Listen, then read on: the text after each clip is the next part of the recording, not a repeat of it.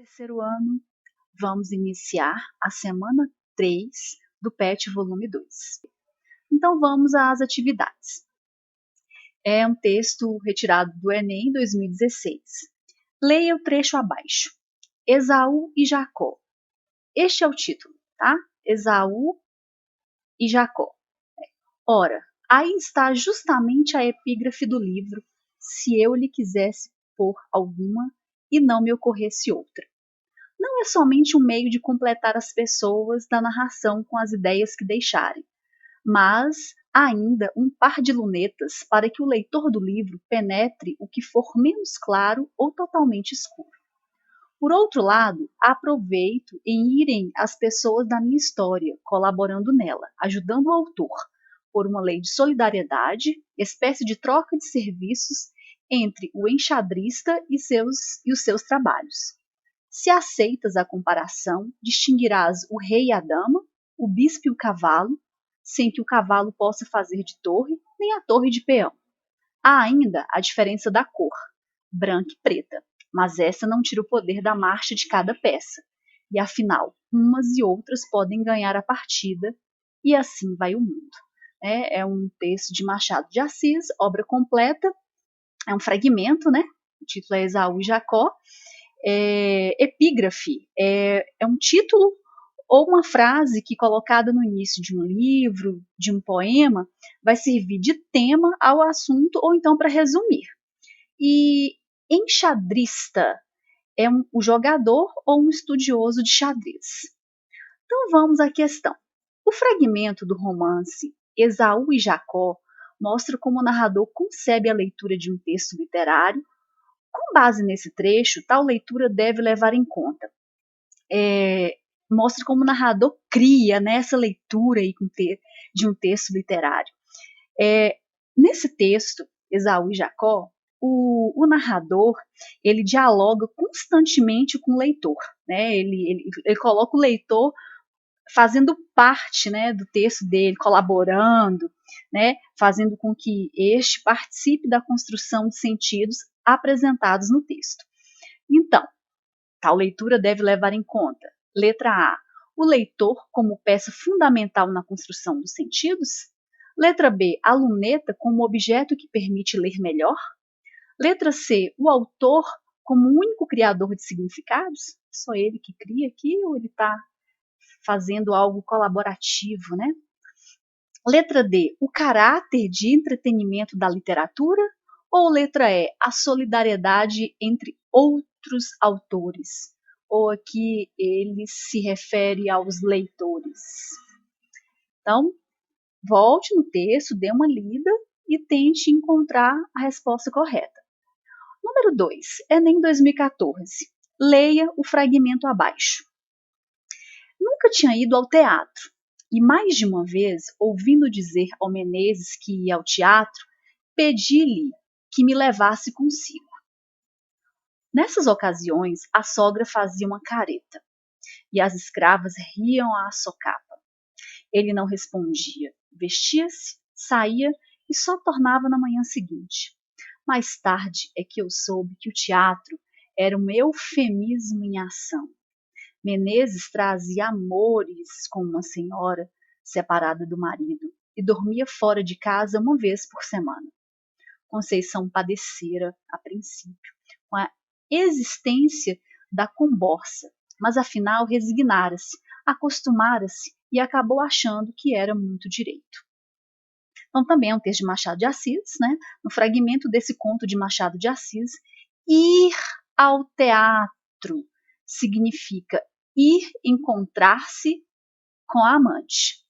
O uso do eufemismo como estratégia argumentativa significa: o que é eufemismo? Eufemismo é uma figura de linguagem que emprega termos mais agradáveis para suavizar uma expressão.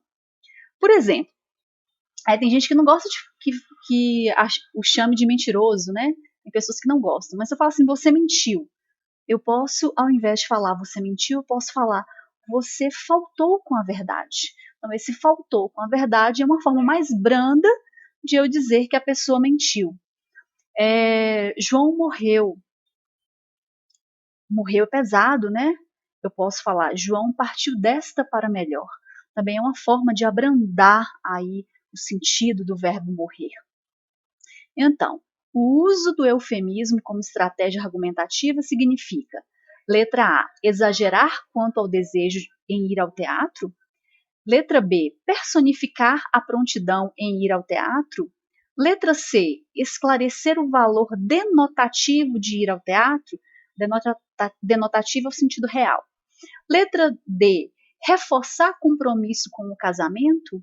Ou letra E, suavizar uma transgressão matrimonial. E aí? O eufemismo como estratégia argumentativa significa? Número 3. O texto foi retirado do Enem 2012.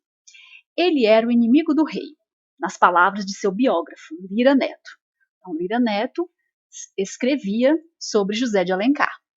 Ou ainda, um romancista que colecionava desafetos, azucrinava Dom Pedro II e acabou inventando o Brasil. Assim era José de Alencar. Nasceu em 1829 e morreu em 1877, o conhecido autor de O Guarani e Iracema, tido como o pai do romance no Brasil.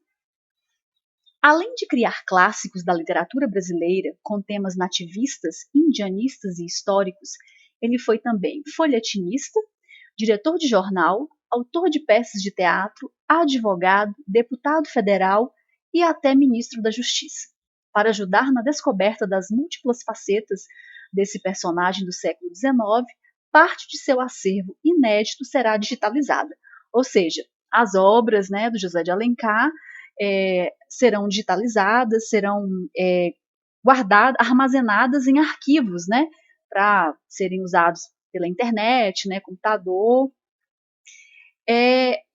Com base, esse texto foi publicado na História Viva, número 99, em 2011. Com base no texto, que trata do papel do escritor José de Alencar e da futura digitalização de sua obra, entende-se que, letra A digitalização dos textos é importante para que os leitores possam compreender esses romances? Só dá para compreender os romances de José de Alencar se eles forem digitalizados? Letra B. O conhecido autor de Guarani e Iracema foi importante porque deixou uma vasta obra literária com temática atemporal. Letra C. A divulgação das obras de José de Alencar por meio da digitalização demonstra sua importância para a história do Brasil imperial. Só Brasil imperial? Letra D. A digitalização dos textos de José de Alencar terá importante papel na preservação da memória linguística e da identidade nacional. E letra E. O grande romancista José de Alencar é importante porque se destacou por sua temática indianista. Então, com base na futura digitalização de sua obra, qual que seria a alternativa correta que nós podemos depreender e entender aqui do texto? Número 4, retirado do Enem de 2014, de Olavo Bilac, Poesias Infantis. A pátria ama, com fé e orgulho, a terra em que nasceste. Criança, não verás nenhum país como este. Olha que céu, que mar, que rios, que floresta. A natureza aqui perpetuamente em festa. É um seio de mãe a transbordar carinhos. Vê que vida há no chão, vê que vida há nos ninhos, que se balançam no ar entre os ramos inquietos. Vê que luz, que calor, que multidão de insetos. Vê que grande extensão de matas onde impera, fecunda e luminosa a eterna primavera. Boa terra, jamais negou a quem trabalha, o pão que mata a fome, o teto que agasalha. Quem com seu suor a fecunda e umedece, vê pago o seu esforço e é feliz e enriquece. Criança, não verás país nenhum como este. Imita na grandeza a terra em que nasceste. Não é um poema de Olavo Bilac. Fala da pátria, como um local rico, que prospera e que as pessoas que dão o suor por essa natureza, por essa terra, acaba conseguindo extrair o melhor dela, o trabalho do indivíduo, né, por meio do trabalho com a terra. Então, o Brasil fala que o Brasil é uma eterna primavera. O Brasil, você consegue colher bons frutos. E aí, o poema A Pátria harmoniza-se com um projeto ideológico em construção da Primeira República. O discurso poético de Olavo Bilac ecoa esse projeto na medida em que, letra A paisagem natural ganha contornos surreais, como o projeto brasileiro de grandeza. Letra B, a prosperidade individual, como a exuberância da terra, independe de políticas de governo. Então, para as pessoas prosperarem, para a terra ser exuberante, vai depender da política, vai depender do governo? É o que diz esse texto? Vai depender ou independe? Ou não vai depender? Letra C. Os valores afetivos atribuídos à família devem ser aplicados também aos ícones nacionais. Letra D. A capacidade produtiva da terra garante ao país a riqueza que se verifica naquele momento. Letra E. A valorização do trabalhador passa a interagir o conceito de bem-estar social experimentado. Então, é uma interpretação de texto, né? Vocês vão voltar ao texto, deem uma lida e veem o discurso poético de Olavo Bilac ecoa esse projeto na medida em que até a questão 4 tem no PET do terceiro ano noturno. A questão 5 tem no PET do terceiro ano diurno. Todas essas questões aqui estão no terceiro ano diurno. O noturno vai até a 4. Então vamos lá, né, para completar, e aí fica para todos os terceiros anos. Negrinha era uma pobre órfã de 7 anos. Preta? Não, fusca, mulatinha escura, de cabelos russos e olhos assustados. Nascera na senzala, de mãe escrava, e seus primeiros anos vivera-os pelos cantos escuros da cozinha, sobre velha esteira e trapos imundos. Sempre escondida, que a patroa não gostava de crianças. Excelente senhora patroa, gorda, rica, dona do mundo, a mimada dos padres, com um lugar certo na igreja e camarote de luxo reservado no céu. Entaladas as banhas no trono, uma cadeira de balanço na sala de jantar. Ali bordava, recebia as amigas e o vigário, dando audiências, discutindo o tempo. Uma virtuosa senhora, em suma.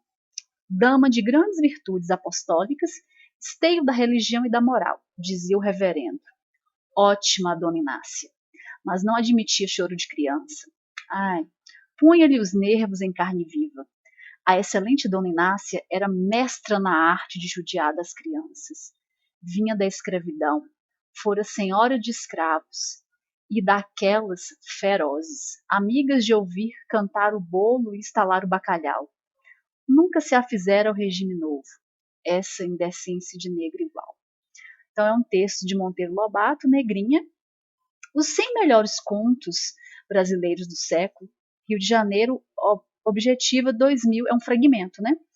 A narrativa focaliza um momento histórico-social de valores contraditórios.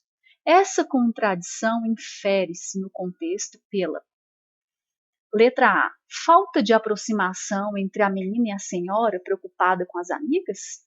O que a gente entende desse contexto? É a falta de aproximação entre a menina e a senhora preocupada com as amigas?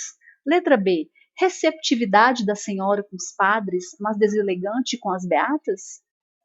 Ela era deselegante com as beatas? Letra C, ironia do padre a respeito da senhora que era perversa com as crianças? O padre chegou a ser irônico? Letra D, resistência da senhora em aceitar a liberdade dos negros, evidenciada no final do texto. Ela aceitava essa liberdade dos negros ou ela ainda tratava como se ainda tivesse na época da escravidão? Letra E, rejeição aos criados por parte da senhora que preferia tratá-los com castigos. E aí, gente, voltem ao texto, né?